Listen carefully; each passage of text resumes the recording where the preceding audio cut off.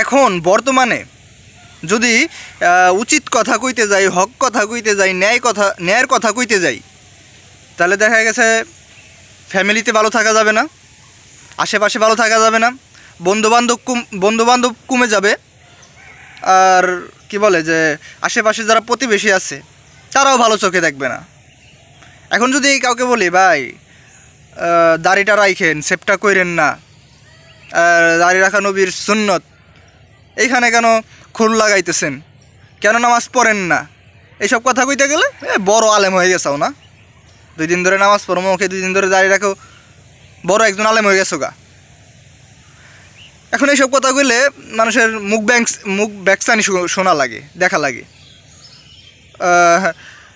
আর যদি বলি বন্ধু চল ঘুরে আসি, হ্যাঁ ঠিক আছে চল বন্ধু পিকনিক করি, হ্যাঁ ঠিক আছে চল বন্ধু ওই যে একটা মায়া যাইতেছে টিস করে আসি, হ্যাঁ ঠিক আছে চল, ভালো মজা হাসি তামশার সাথে সব কিছু নিতেছে। যখনই বন্ধু বলবো চল বন্ধু নামাজ পড়ে আসি, বন্ধু আমার প্যান্টটা ঠিক নাই রে, এরকম বন্ধুবান্ধব আছে, তখন মানে মনে হয় যে কী কথা কইলাম, এইসব করার দরকার কি। এখন উচিত কথা হক কথা কইতে গেলে বন্ধুবান্ধবের কাছে ভালো থাকা যায় না, ফ্যামিলির কাছে ভালো থাকা যায় না, আশেপাশে মানুষের কাছে ভালো থাকা যায় না।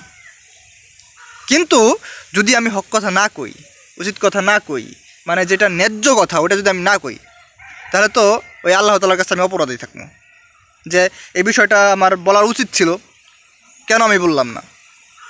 এখন আমার এমনও বন্ধুবান্ধব আছে যে বলে নামাজের সময় বন্ধু পরে পড়িস, চল ঘুরে আসি একটু, মানে নামাজের কথা কইলে মানে যদি বলি বন্ধু দাঁড়া একটু নামাজটা পড়ে আসি, দেখা যায় যে মানে কেমন জানি এটা ভাব করে, মানে সময় লস হইতেছে, বিকালে একটু ঘুরতে যাবো, বন্ধুকে যদি বলি যে দাঁড়া একটু নামাজ পড়ে আসি, মানে সময় লস হয়েছে, আচ্ছা তুই পর আমরা যাই, এরকম।